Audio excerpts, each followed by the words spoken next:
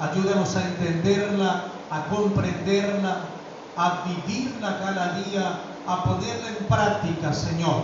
Enséñanos a caminar en ella, Señor, de manera que tu palabra cada día, Señor, Padre de la gloria, lleve en nosotros tu obra de cambiarnos, de transformarnos, Señor, de regenerarnos, de bendecirnos y de prosperarnos. En el nombre de Cristo Jesús el Señor. Amén y amén. Mateo, capítulo 28, tiene un subtítulo allí que dice la resurrección. Amén. Ese es el tema de esta mañana. Vamos a hablar acerca de la resurrección. Mateo 28, verso 1 en adelante dice: pasado el día de reposo, al amanecer del primer día de la semana, vinieron María Magdalena y la otra María a ver el sepulcro. Y hubo un gran terremoto, porque un ángel del Señor, descendiendo del cielo y llegando, removió la piedra y se sentó sobre ella. Su aspecto era como la de un relámpago y su vestido blanco como la nieve. Y de miedo de él los guardas temblaron y se quedaron como muertos. Mas el ángel respondiendo dijo a las mujeres: no temáis vosotras, porque yo sé que buscáis a Jesús, el que fue crucificado. No está aquí, pues ha resucitado, como dijo. Venid y ved el lugar donde fue puesto el Señor. E id pronto y decid a sus discípulos que ha resucitado de los muertos.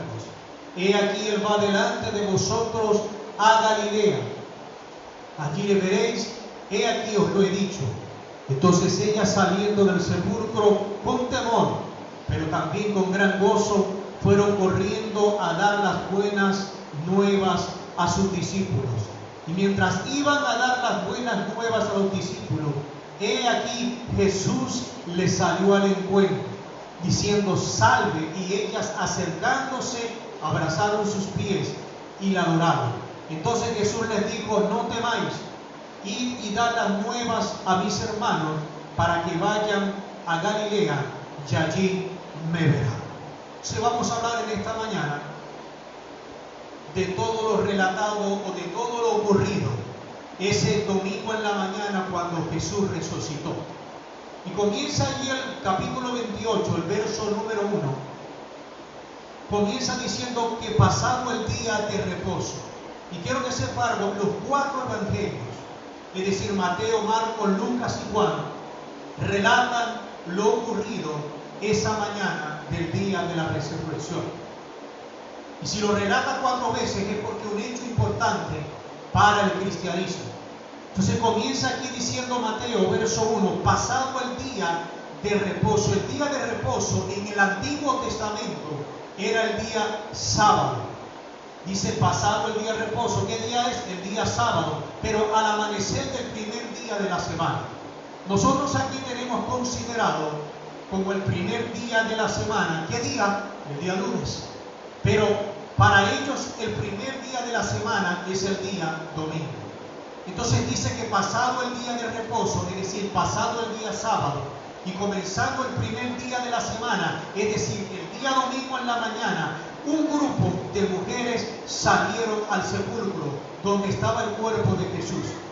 Fíjese algo, Mateo dice que estas mujeres salieron mientras amanecía, pero Marcos dice que ellas salieron muy mañana, salido ya el sol. Lucas dice que las mujeres salieron muy de mañana, pero Juan nos dice que siendo aún muy oscuro.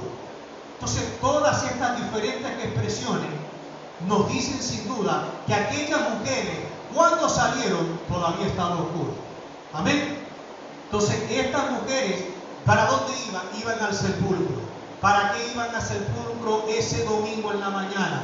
Ellas iban a terminar de embalsamar el cuerpo de Jesús con ciertas especies que se usaban para su sepultura permanente. Y ellas fueron allí sin imaginar, sin saber, sin conocer que Jesús ya se había resucitado. Ahora, fíjese, dice la palabra que en el momento en el cual, o cuando Jesús resucitó, dice que hubo un terremoto. Mire, si usted lee Mateo 27, dice allí en el verso creo que 51, que cuando Jesús muere y entrega su vida en la cruz del Calvario, dice que también hubo un terremoto. Dice en el Antiguo Testamento que cuando Dios le entregó a Moisés sobre el monte Sinaí la ley, dice que también hubo un terremoto. Es decir, que cada vez que hay un evento que trae trascendencia, aún la naturaleza se manifiesta. Entonces, después que hubo el terremoto, cuenta aquí lo que hemos leído en Mateo 28, que un ángel del cielo descendió y removió aquella inmensa piedra que tapaba la puerta del sepulcro donde Jesús había sido sepultado. Y dice que el ángel se sentó, dice Mateo que el ángel se sentó sobre aquella piedra. Mateo dice, un ángel se sentó sobre la piedra. Pero el Evangelio de Marcos dice que un mancebo es un joven, es decir, una persona entre 30 y 40 años de edad, que se considera un mancebo como una persona que sirve a otro. Entonces Marcos dice que un mancebo, que un joven, se sentó en el sepulcro. Lucas dice, dos varones, refiriéndose a los ángeles, estaban junto a ella, junto a quién, junto a las mujeres que fueron esa mañana al sepulcro. Juan nos dice que dos ángeles se sentaron dentro del sepulcro. Entonces, todas estas diferentes expresiones significan que los ángeles en forma humana esperaban fuera del sepulcro para recibir a las mujeres que venían a embalsamar el cuerpo de Jesús y para conducirlas dentro de aquel sepulcro que ya estaba vacío. Entonces, parte del tiempo habían dos ángeles visibles y parte del tiempo, dice las Escrituras, que solamente uno. Miren, probablemente esa mañana, cuando Jesús resucitó, había millones de ángeles en ese lugar para dar la bienvenida a aquel Salvador que había resucitado. Ahora, los ángeles tienen a su cargo lo que la Biblia llama la resurrección general. Es decir, que los ángeles tienen el trabajo de juntar a los diferentes escogidos de las diferentes naciones, dice la Biblia, de un extremo del cielo hacia el otro. Es decir, en todas las naciones del mundo hay gente que ha confesado a Jesús como Salvador. Todas esas personas son salvas. Y el día de la resurrección general, los ángeles son los que van a buscar y van a reunir a todos los que son escogidos por Dios. Entonces aquellos ángeles hablaron a aquellas mujeres y le dijeron, sé que ustedes buscan a Jesús, aquel que había sido crucificado. Y los ángeles le dicen, no está aquí, Él ha resucitado, venid y ver el lugar donde fue puesto el cuerpo del Señor. Se cree que antes de que este grupo de mujeres llegaran al sepulcro, hubo una de ellas llamada María Magdalena. Dice la Escritura que ella se adelantó a este grupo de personas y que cuando llegó a la tumba y la vio vacía, ella no escuchó ni vio lo que los ángeles dijeron, sino que ella corrió inmediatamente para informarle a Pedro y a Juan lo que estaba sucediendo aquella mañana del domingo de resurrección. Luego llegan las otras mujeres, estas sí ven y oyen a los ángeles y corren deprisa para informar al grupo principal de los apóstoles todo lo que había acontecido.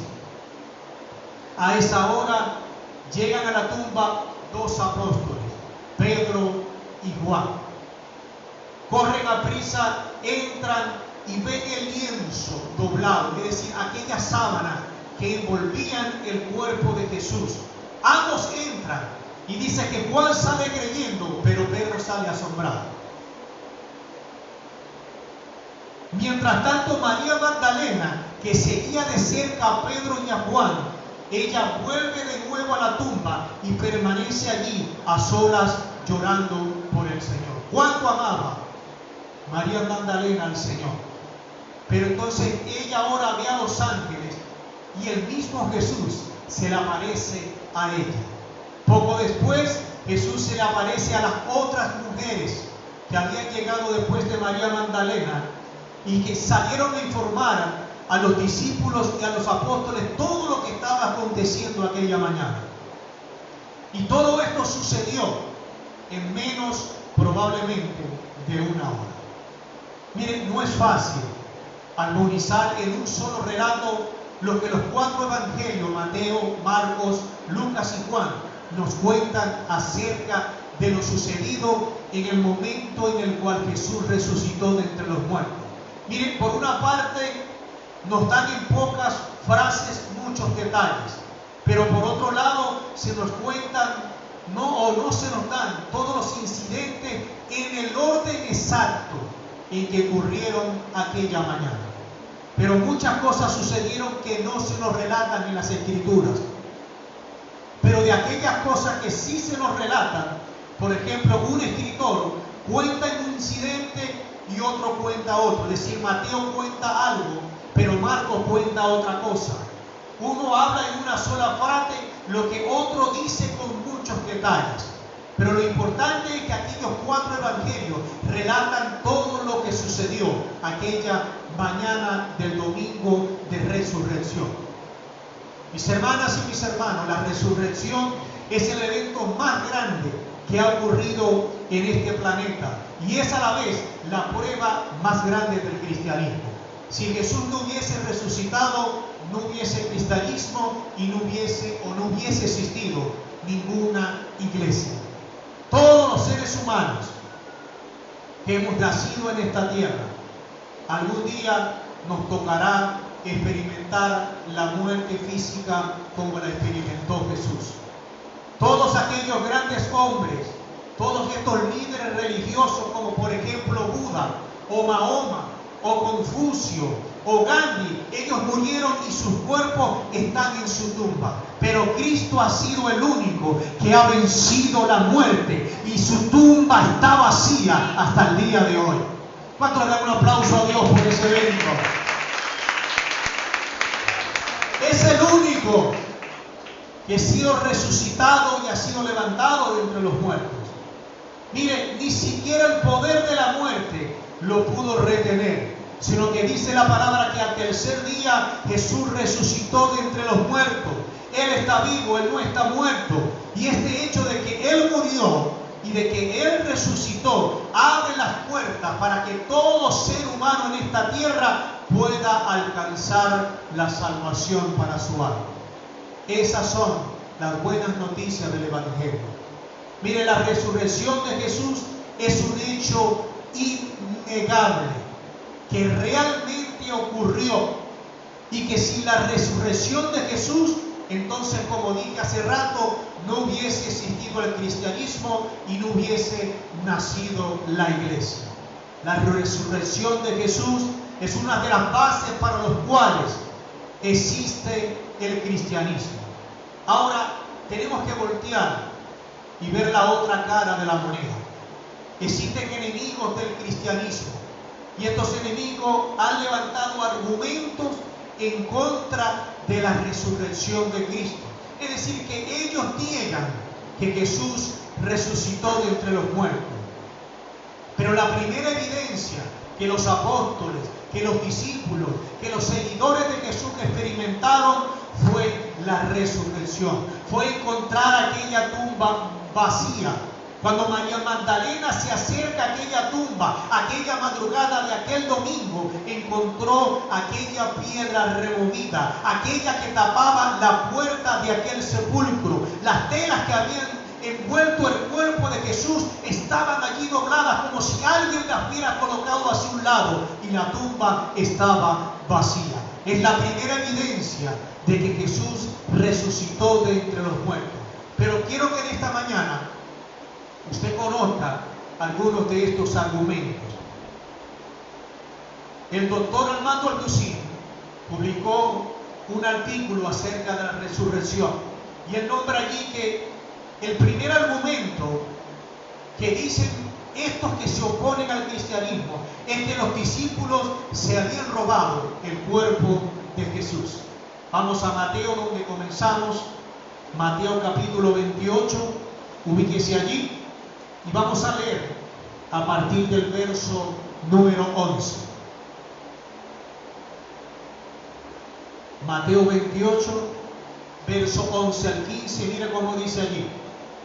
Mientras ellas iban, he aquí unos de la guardia fueron a la ciudad y dieron aviso a los principales sacerdotes de todas las cosas que habían acontecido. Y reunidos con los ancianos y habido consejo, dieron mucho dinero. ¿Usted está leyendo conmigo?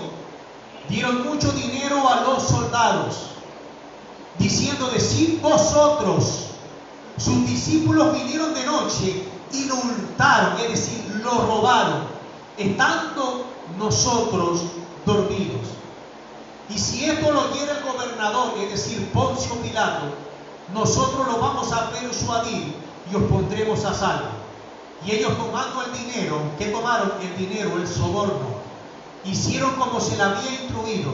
Este dicho se ha divulgado entre los judíos hasta el día de hoy.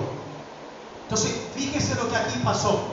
El Sanedrín, los sacerdotes, fueron ante Pilato y le dijeron: Pilato, aquel impostor llamado Jesús de Nazaret, mientras él vivía, él decía que después de muerto al tercer día él iba a resucitar.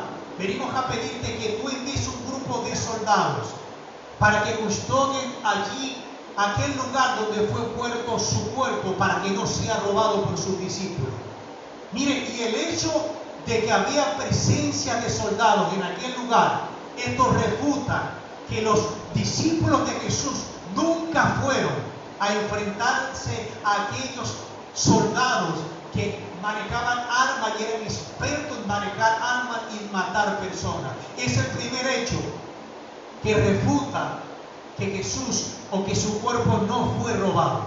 Mire, había profecías desde el Antiguo Testamento que decían que Jesús se iba a levantar desde los muertos al tercer día. Y esa profecía la conocían muy bien los sacerdotes. Esa profecía la conocía muy bien el Sanedrín. Lo que realmente ocurrió fue que aquel tercer día, es decir, aquel domingo en la mañana, Jesús resucita. Hubo un terremoto, se manifestaron los ángeles. ¿Y qué pasó? Que todo esto aterrorizó la vida de los soldados que vieron y experimentaron todo esto. Ellos, cuando vieron, se asombraron, salieron corriendo y fueron al Sanedrín a contar todo lo que había sucedido.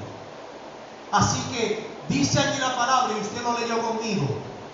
¿Qué hicieron? El Sanedrín sobornaron a aquellos soldados y le dijeron: digan que ustedes se quedaron dormidos. Mire, cuando a un soldado romano se le asigna una labor y si queda dormido, hay una penalidad para ese soldado. Y la penalidad era que tenía que pagar su vida con la muerte. ¿Usted cree que, conociendo a los soldados, esa pena, usted cree que ellos se quedaron dormidos? Se les prometió persuadir también con dinero y con soborno a quien era el gobernador en aquel tiempo, llamado Poncio Pilato. Que le dijeron: quédense tranquilos, si es necesario que hablemos con el gobernador y sobornarlo para proteger sus vidas, esto lo vamos a hacer. Entonces, si realmente aquellos soldados se quedaron dormidos, yo me pregunto, ¿cómo sabían ellos lo que había sucedido? Mire, si yo me quedo dormido, usted no ve nada, ¿o sí? A menos que usted duerma con los ojos abiertos, yo no va a hacer nada. Pero si usted está profundamente dormido, mire, usted no se da cuenta de nada. Hay personas que me han dicho: ay, pastor, me quedé dormido profundamente durante toda la noche. Se metieron unos ladrones, se robaron todo. Mire, lo único que me dejaron es la cama donde estoy sentado. Y yo, hermano, usted no me di cuenta de nada.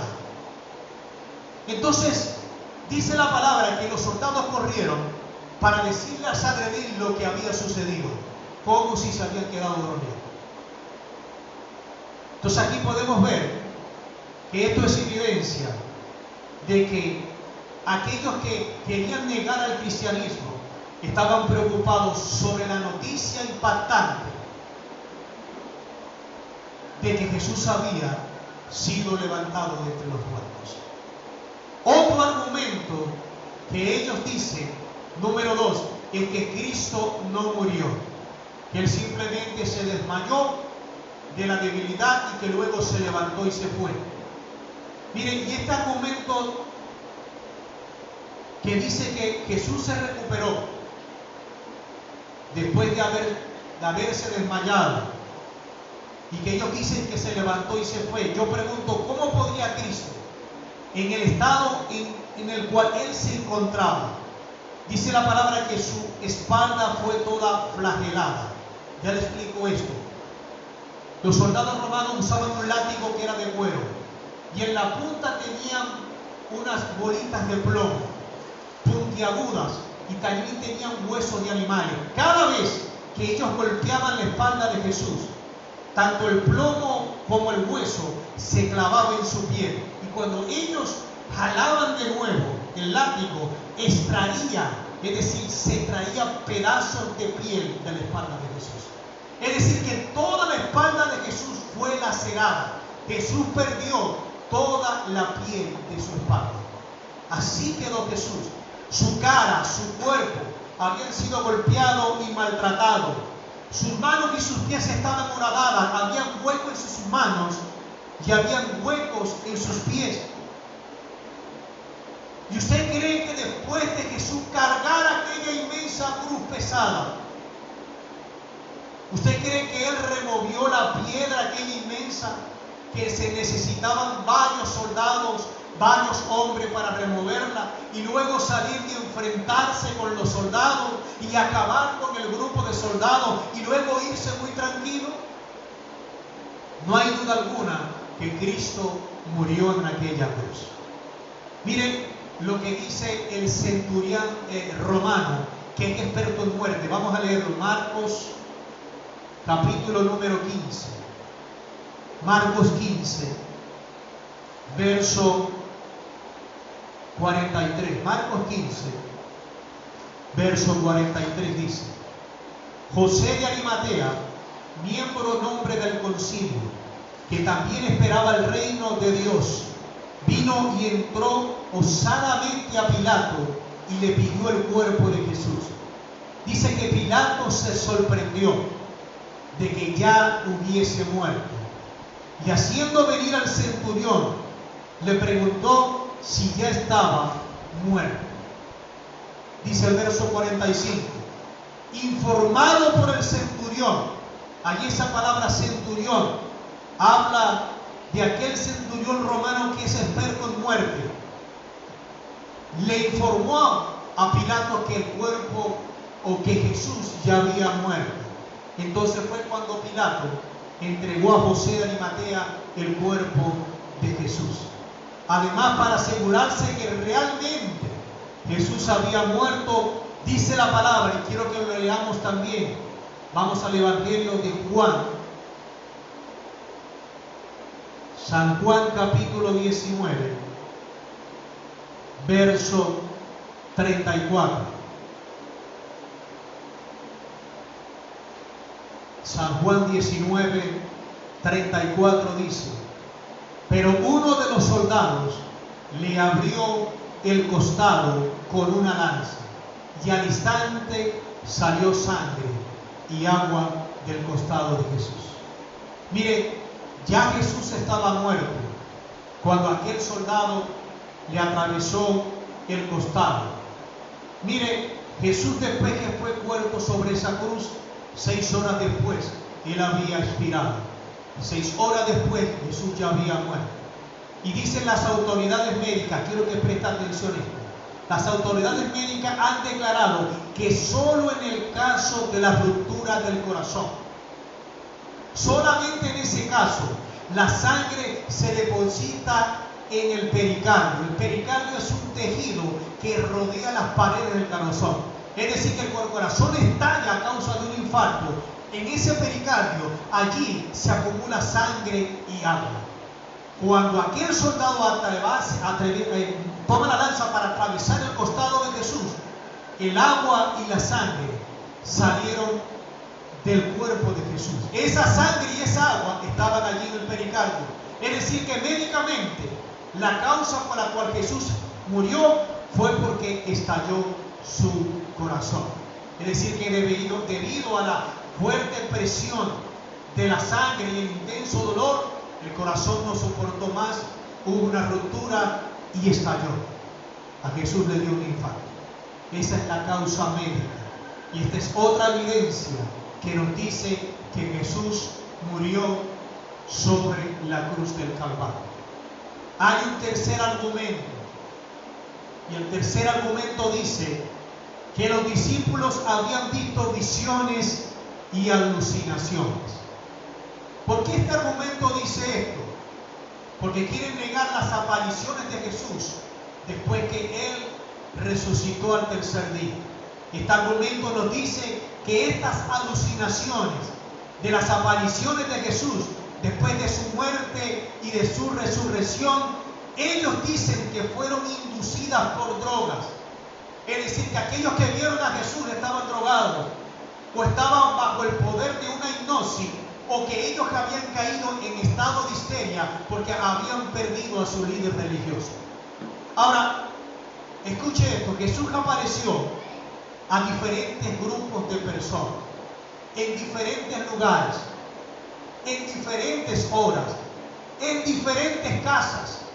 Dice que Jesús se le apareció a unos que iban camino a Emaús, por otro lado a otros que estaban en una montaña, a otros ni siquiera reconocieron que era Jesús el que estaba con ellos hasta que Jesús se les manifestó y se les reveló. Miren, diferentes grupos de personas no siguen viendo una misma alucinación. 500 personas al mismo tiempo no tienen el mismo sueño. No tienen el mismo sueño. Las apariciones de Jesús se dieron de esta manera. Número 1, a María Magdalena. Número 2, a varios grupos de mujeres. Número 3, a Pedro en un lugar desconocido. Número 4, a 2 discípulos que iban camino de Emaús. Número 5, a 10 discípulos. Allí faltaba uno que era Tomás, el incrédulo. Entre el versículo 18 y 19 de Marcos 16, transcurrieron 40 días. Y entre esos 40 días, Jesús se les apareció a sus 11 apóstoles, 8 días después que había resucitado. Número 7, a 7 de sus discípulos cuando estaban en el mar de Tiberias pescando. Número 8, a 500 seguidores de él. Número 9, a Jacobo, conocido como Santiago, quien escribió el libro de Santiago. Y número 10, en su ascensión, a sus 11 apóstoles. Años después, Pablo enumera, 27 años después exactamente, Pablo enumera las manifestaciones de esta manera. Jesús apareció a Cefas, que es Pedro, después a los 12 discípulos, después a más de 500 hermanos juntos, después a Santiago, que es Jacobo, y después de todo, dice Pablo, al postrero de todo, al último, Jesús se me apareció a mí. Dice Thomas Arnold, profesor de historia de la Universidad de Oxford y reconocido como uno de los historiadores más grandes del mundo. Él dijo estas palabras: no conozco ningún otro hecho en la historia que la gran señal que Dios nos dejó al haber resucitado a su Hijo Jesucristo de entre los muertos.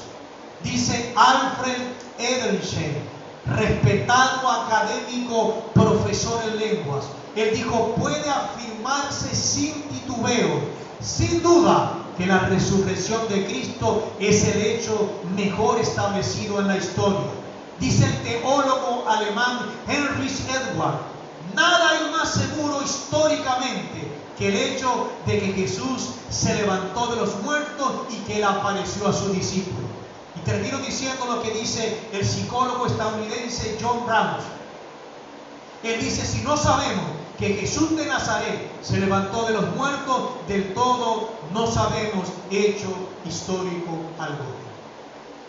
No hay manera de refutar, de negar y de sembrar dudas en que Jesús no resucitó de entre los muertos. Y quiero que vamos al libro de Hechos. Vamos a leer un par de versículos allí necesarios. Hechos capítulo 1. Vamos a leer 3 capítulos de Hechos. Así que le pido que se quede ahí en el libro de Hechos. Hechos capítulo 1, verso número 3. Mire cómo dice allí.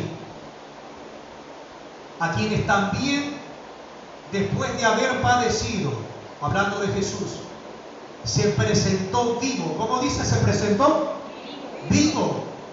Con muchas pruebas, dice allí, indubitables. Esa palabra indubitable significa que no se puede negar. Apareciéndoles durante 40 días. ¿Cuántos días? 40 días. Y hablándoles acerca del reino de Dios.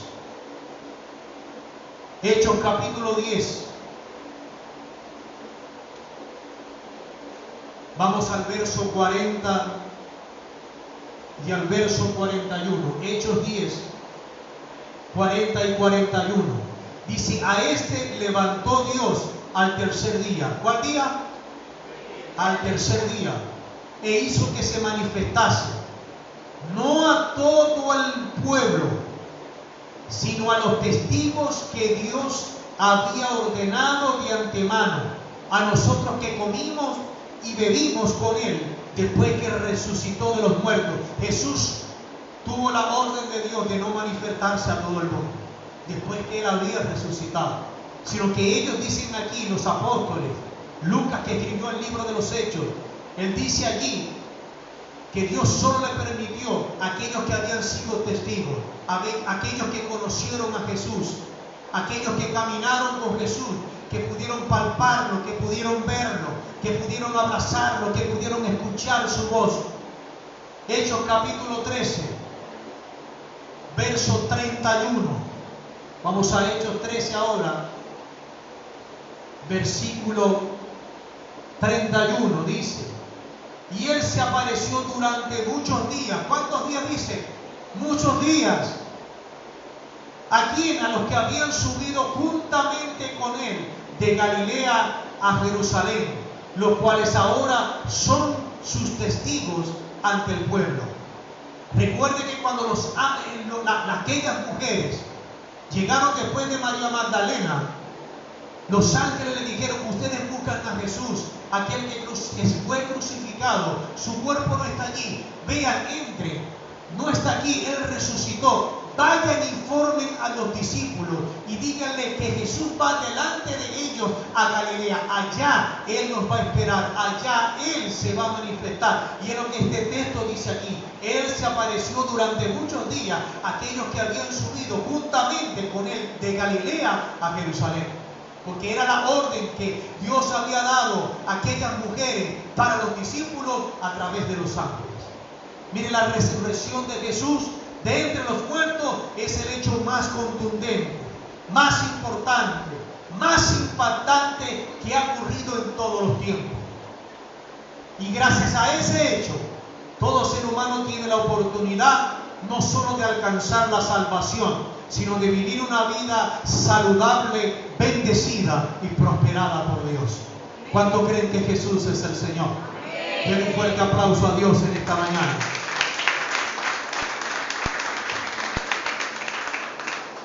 Debemos estar cada día agradecidos por el hecho de que Dios envió a su único Hijo a esta tierra y lo envió a cumplir una misión. Y la misión de Jesús fue enseñar y formar a sus discípulos durante 3 años.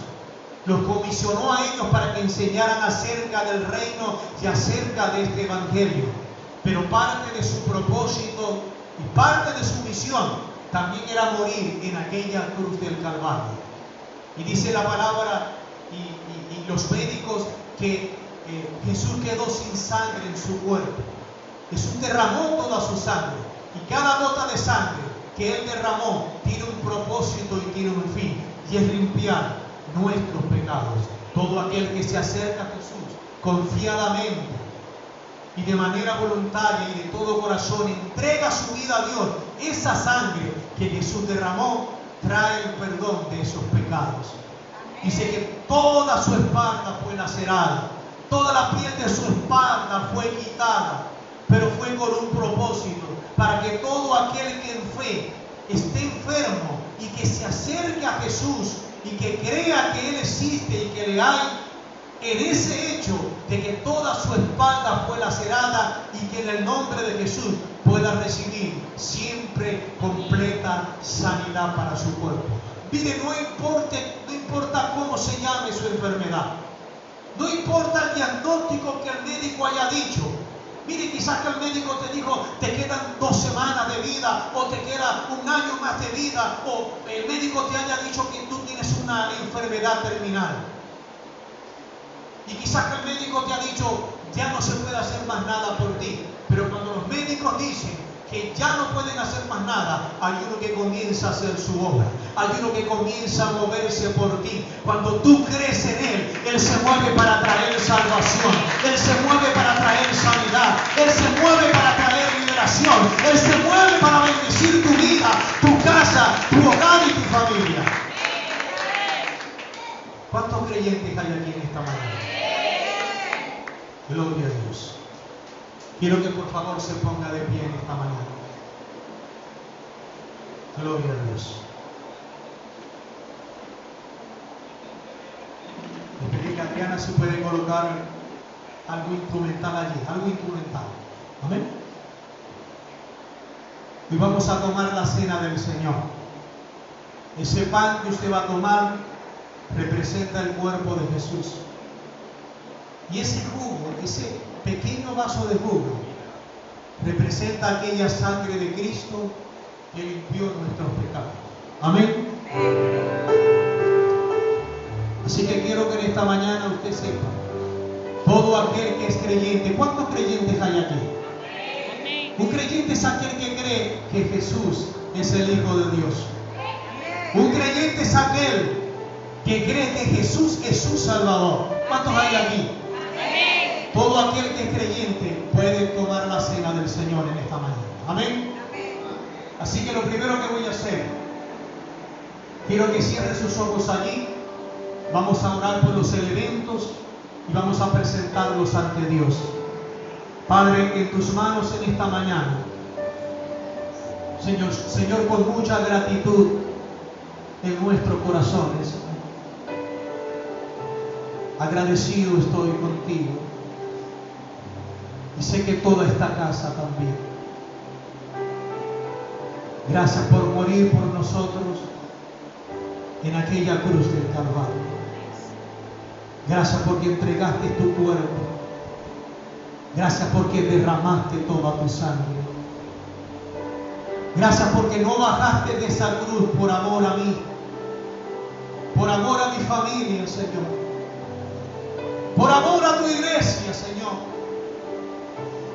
Padre, en esta hora presentamos estos elementos de manera que tu mano y tu presencia pueda bendecirlos, Señor. Y clamamos, mi Dios, que ese pan que hoy vamos a comer y que representa, mi Dios, tu cuerpo, cuando comamos de él, toda enfermedad que esté en nuestros cuerpos saldrá en el nombre de Jesús. Declaramos y creemos que ninguno, Señor, saldrá enfermo en esta mañana de esta casa. Que al tomar, mi Dios, ese pequeño vaso con ese jugo que representa, mi Dios, la sangre que derramaste por nosotros en la cruz del Calvario, a tomarla en esta mañana, confirmamos el pacto que hemos hecho contigo, de que tú eres nuestro Salvador, de que tú eres nuestro santificador, de que tú eres nuestro purificador. Y que al tomar la sangre, Señor, tu sangre nos limpiará, y tu sangre nos purificará. Gracias, Jesús. Voy a pedirle a Irene